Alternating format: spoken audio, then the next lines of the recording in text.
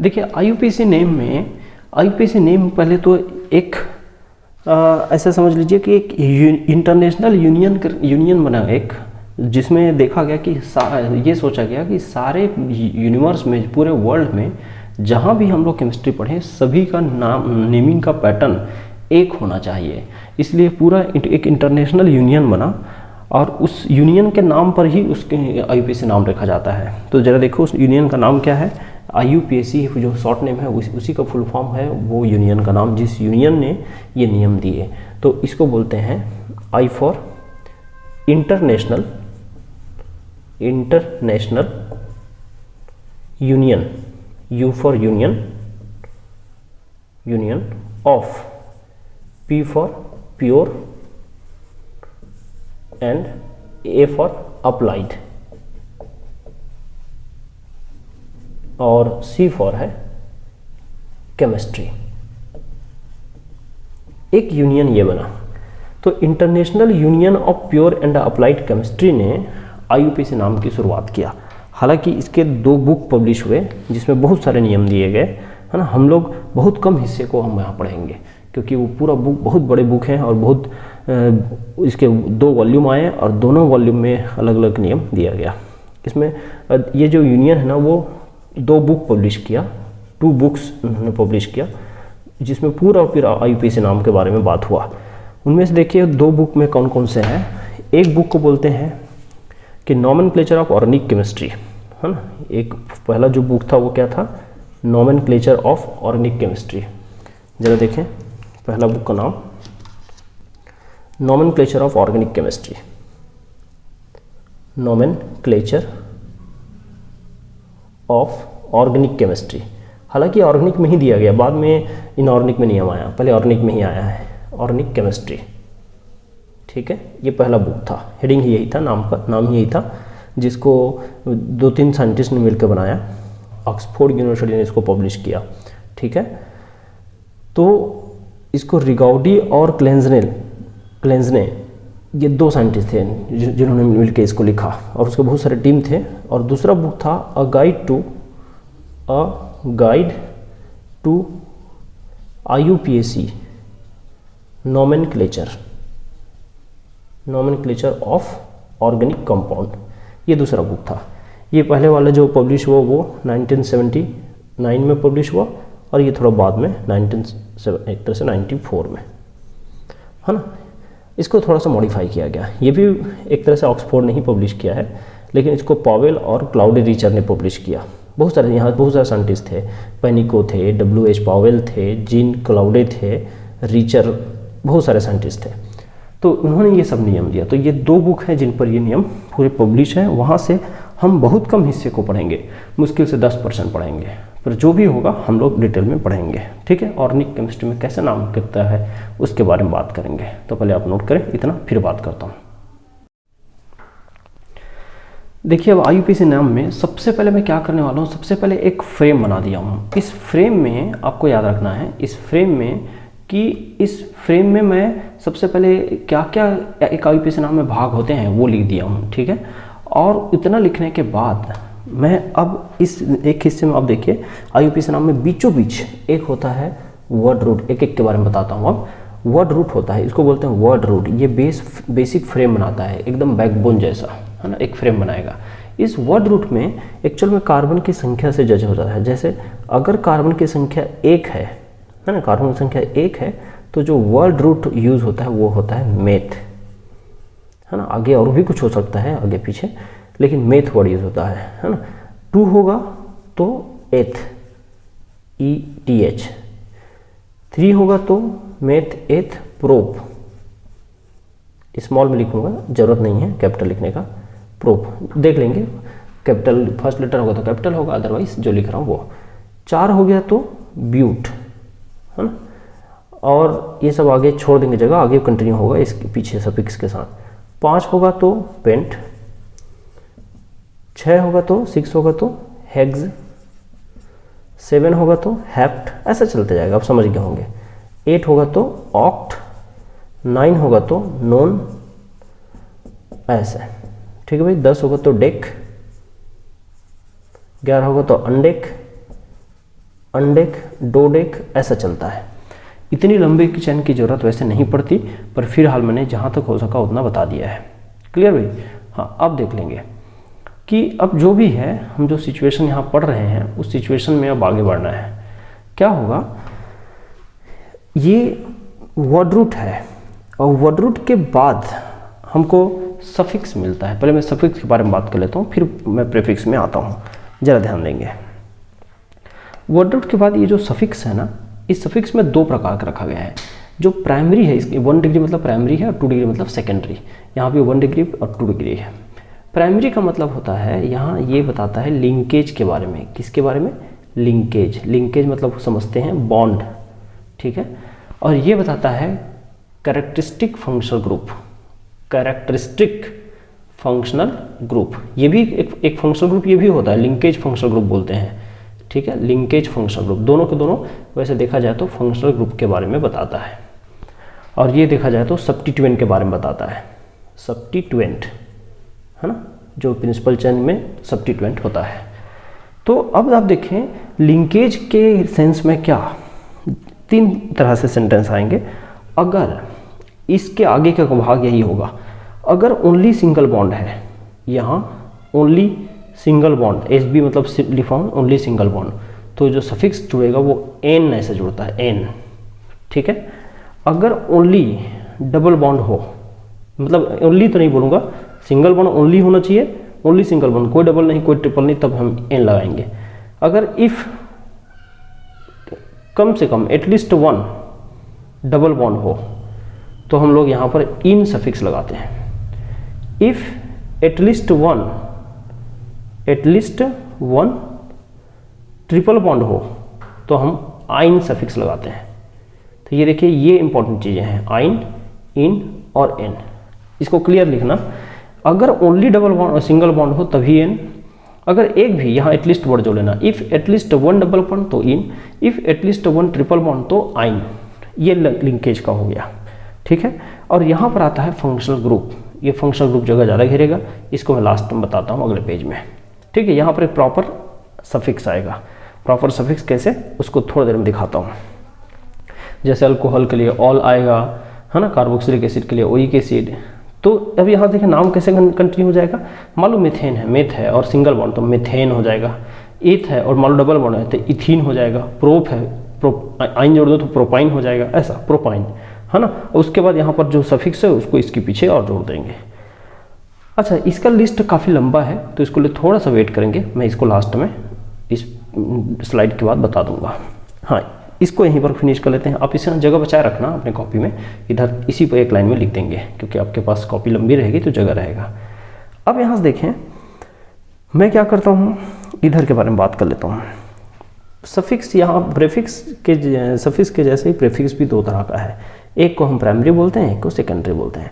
Primary जो suffix prefix है ना, प्रीफिक्स मतलब है वर्ड रूट से पहले आने वाला, है ना। तो प्राइमरी प्रीफिक्स में जो कार्बन कंटेनिंग जो चेन छूट जाता है, इस प्रिंसिपल चेन में जो नहीं गिना जाता, उसको रखते हैं। कैसे?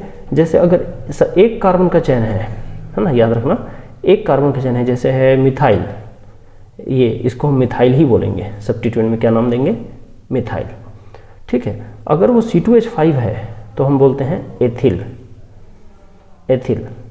अगर वो 3 है तो प्रोपिल, 4 है तो ब्यूटिल, ये समझ गए हैं। एक और डिफरेंट दिखाता हूँ, मान लो बेंजीन वाला कोई रिंग है तो हम इसको बोलते हैं फेनिल, ये भी एक सब्स्टिट्यूएंट है, ठीक है भाई, क्लियर है ऐसा। हाँ, 3 है तो प्रोपिल, 4 है तो ब्यूटिल, ये तो समझ ही गए होंगे। कुछ नए टर्मिनोलॉजी यहाँ बता देता हूँ। CH3, CH3 और ऐसा ब्रांचिंग हो तो इसको हम बोल देते हैं आइसोप्रोपिल। उसी तरह अगर एक कार्बन और 3 ऐसे ग्रुप हो, यहाँ पर मिथाइल, यहाँ पर मिथाइल और नीचे भी मिथाइल, ऐसा कुछ, है ना, नीचे भी मिथाइल इस तरह, तो हम लोग इसको बोल देते हैं टर्सरी ब्यूटिल।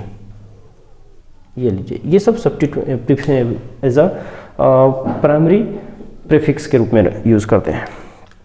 अब इधर आ जाइए, जो सेकेंडरी पार्ट है ना, उसमें कुछ फंक्शनल ग्रुप ऐसे हैं जो कभी भी सफिक्स नहीं बनाते। ये फंक्शनल ग्रुप ही होते हैं, लेकिन ये जब इधर के हिस्से में नहीं आता, उन फंक्शनल ग्रुप को इधर रखते हैं। जैसे कुछ खास है, जैसे एक्स है, एक्स को हम हेलो बोलते हैं। हेलो मतलब Cl-, Br-, इस तरह से फ्लोरो, क्लोरो, ब्रोमो, आयोडो, ये सब आ जाएंगे। ठीक है, कौन कौन? फ्लोरीन, क्लोरीन, ब्रोमीन और आयोडीन, ये सब आएंगे। हेलो हो गया। फिर उसके बाद देखें हेलोजन के बाद और भी बहुत सारे हैं, जैसे NO2 नाइट्रो, ये इसमें आता है, कभी भी सफिक्स में नहीं आता, हालांकि फंक्शनल ग्रुप है। ठीक है, फिर उसके बाद देखो कैसे OCH3, इसको बोलते हैं मिथॉक्सी, ये भी कभी सफिक्स नहीं बनाता, हमेशा प्रीफिक्स। वैसे ही C2H5 कर दूंगा तो इथॉक्सी हो जाएगा, वो अब नहीं लिखा रहा हूँ डिफरेंट में। और इसको बोलते हैं डाईएजो, ये हमेशा सफिक्स प्रीफिक्स होता है। और एक बच जाता है क्या, N-O, इसको बोलते हैं नाइट्रोसो। ठीक है, तो ऐसे यहाँ याद रखेंगे आप कि यहाँ सेकेंडरी जो प्रीफिक्स है वो क्या क्या है, ये एक तरह का फंक्शनल ग्रुप ही है। ठीक है, यहाँ इसको लिखेंगे, यहाँ इसको लिखेंगे, यहाँ इसको लिखेंगे, यहाँ एक लिस्ट और मैं कर देता हूँ। ठीक है, आपके पास जगह होगा यहीं पर लिखेंगे, मैं थोड़ा सा मिटा के यूज़ करूँगा, लेकिन आप लोग यहीं लिखेंगे तो एकदम हौच पौच नहीं दिखेगा।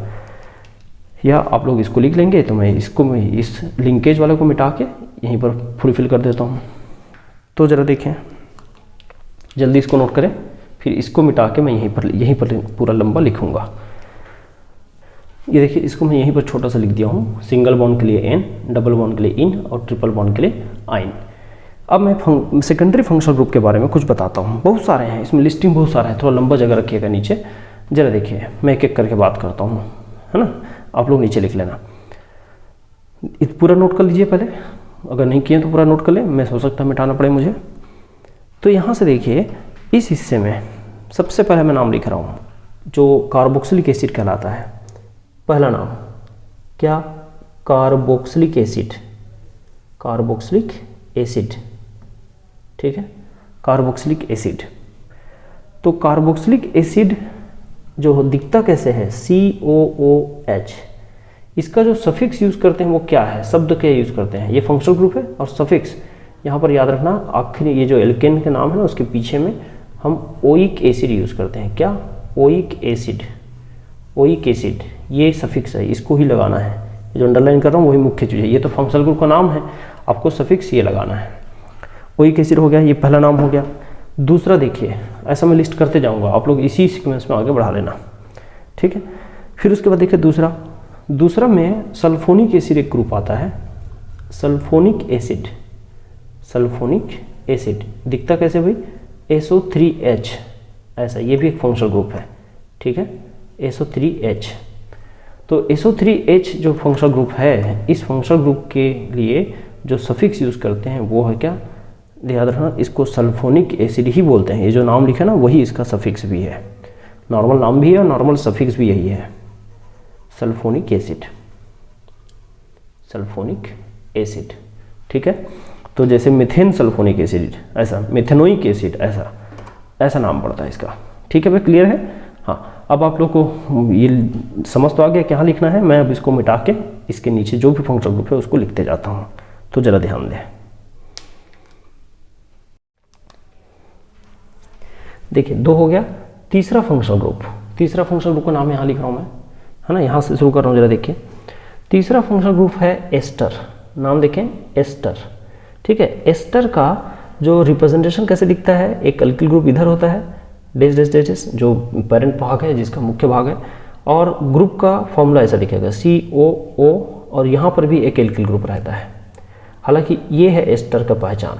ठीक है, ये दिखने में ऐसा दिखेगा, लेकिन ग्रुप, इसका जो नाम लिखेंगे तो कैसे लिखेंगे, देखो इस अल्किल को शामिल करके लिख रहा हूँ। हालांकि इसका जो सफिक्स है बहुत छोटा है, O8 होता है ना, O8 इसका सफिक्स है। लेकिन लिखते वक्त कैसे दिखता है, एग्जाम्पल के तौर पे दिखा देता हूँ पूरा।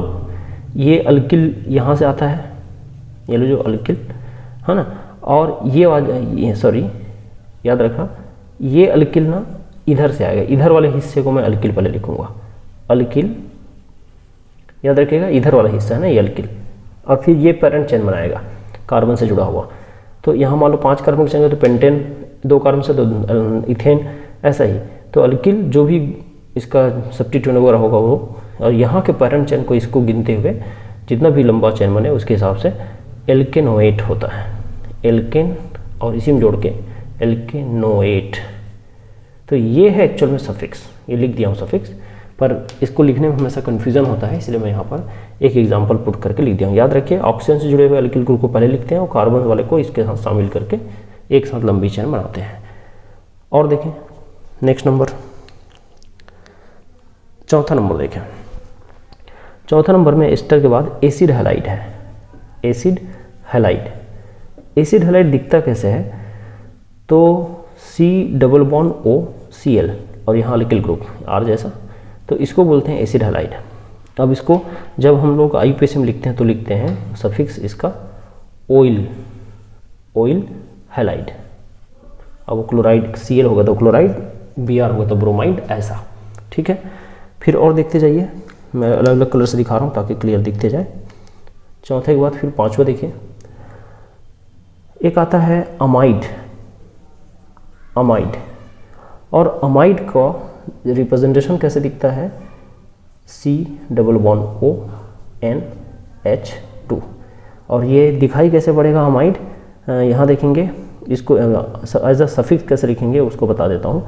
तो अमाइड को ना ये अमाइड शब्द ही लिखते हैं एज अ सफिक्स, तो कुछ कुछ जगह सेम है, उसको भी याद रखना। ठीक है, फिर और देखिए, और दूसरा, पाँचों के बाद छठे में आ जाते हैं। छठा 6 नंबर देखिएगा, तो 6 नंबर में छठे नंबर देखिए, अमाइड के बाद यहाँ पर नाइट्राइल। नाइट्राइल, नाइट्राइल को कई बार साइनाइड भी बोलते हैं। तो ये कैसे दिखता है, ये फॉर्मूला ऐसे दिखेगा C triple bond N, short में CN भी लिखते हैं। इसको हम लोग as a functional group, as a suffix nitrile ही बोलते हैं, जैसे मिथेन नाइट्राइल, इथेन नाइट्राइल, इस तरह से इसका जो नेमिंग है वो अनाइट्राइल कहलाता है। ठीक है भाई, ये हो गया एक साइड छठा नंबर तक। चलिए इधर चलते हैं। तो इधर के साइड जब चलेंगे तो मैं यहाँ पर क्लियर कर दूँ कि 6 के बाद 7th नंबर देखिए। 7th नंबर कैसे, 7th नंबर साइनाइड नाइट्राइल के बाद देखिएगा यहाँ पर लिखते हैं एल्डिहाइड। एल्डिहाइड, ठीक है, एल्डिहाइड दिखता कैसे है, C डबल बॉन्ड O, यहाँ से एल्डिहाइड देखें कैसे दिखता है, मैं दिखाता हूँ। C डबल बॉन्ड O और ये H, इधर R रहेगा इधर H। ठीक है, ये एल्डिहाइड है। और इस एल्डिहाइड में अब जो सफिक्स यूज़ करते हैं वो होता है सिर्फ और सिर्फ अल, AL, अल। ठीक है, मेथेनल, प्रोपेनल, ऐसा। फिर नेक्स्ट देखिए, एल्डिहाइड के बाद, एल्डिहाइड के बाद नेक्स्ट में 8 नंबर में एल्डिहाइड के बाद होता है कीटोन। एल्डिहाइड के बाद कीटोन। ठीक है, और कीटोन का जो रिप्रेजेंटेशन है वो दिखता है ऐसा, C डबल बॉन्ड O, इधर भी R इधर भी R। ठीक है, और यहाँ जो सफिक्स रखता है वो ऐसा स्पेलिंग लिखते हैं इसका, ओन, ओन होता है। ठीक है, ये वाला ओन। फिर उसके बाद देखिए नेक्स्ट 8वें नंबर पे, 8 हो गया, 9th पे कीटोन के जस्ट बाद आप आ जाए अल्कोहल में। अल्कोहल, अल्कोहल मतलब ROH, ये OH है इसका पहचान, और इसका जो सफिक्स लिखते हैं ये OL लिखते हैं। याद रखना OL अलग है और AL अलग है। ठीक है, OL, ऑल। फिर देखिए 10th नंबर, अल्कोहल के बाद, अल्कोहल के बाद आता है अमीन। देखो अमाइड अलग है, अमीन अलग है। अमीन, अमीन का जो पहचान है वो है NH2, और इसके लिए जो सफिक्स लिखते हैं वो क्या कहलाता है, वो भी अमीन, AMINE। ठीक है, नेक्स्ट देखें 11 नंबर पे। 11 नंबर पे मैं एक और लिख देता हूँ, जैसे थायोल। थायोल, थायोल है ये अल्कोहल की जगह, अल्कोहल में OH, ऑक्सीजन की जगह सल्फर, ये थायोल। तो इसका जो IUPAC नाम भी थायोल ही सफिक्स ही लेता है ये। तो ये जो सफिक्स का लिस्ट किया हूँ ना, उसको उसी किनारे में लाइन से लिख देना था। तो आप ऐसा लिखिए। अब आप देखिए इसको अच्छे से, ये पूरा एक साथ सारे सफिक्स यहाँ पर है, 3रा नंबर से और 2 पीछे बता दिया गया है। ठीक है, तो पहले इसको नोट करिए, ये पूरा फ्रेम बनाता है। ठीक है, अभी जो आपने आउटलाइन बनाया होगा पूरा एक सांचा जैसा, उस सांचे में वो सब चीज़ है जो एक IUPAC नाम में होना चाहिए। ठीक है, अब इसी से हम बहुत सारे नियम नहीं लिखेंगे, हम क्या करेंगे कि नियमों को एग्जाम्पल के जरिए समझेंगे, मतलब कम नियम लिख के ज़्यादा चीज़ समझना है तो मैं सीधा सीधा एग्जाम्पल में ही पुट करके समझाऊंगा, मतलब नियम में मैं टाइम वेस्ट नहीं करूंगा, फिर भी आपको सब कुछ कंट्रोल में आ जाएगा, टेंशन ना लेंगे। चलिए इसको पहले नोट करिए अच्छे से और फ्रेम को एक बार देख लीजिए क्या क्या दिया हुआ है।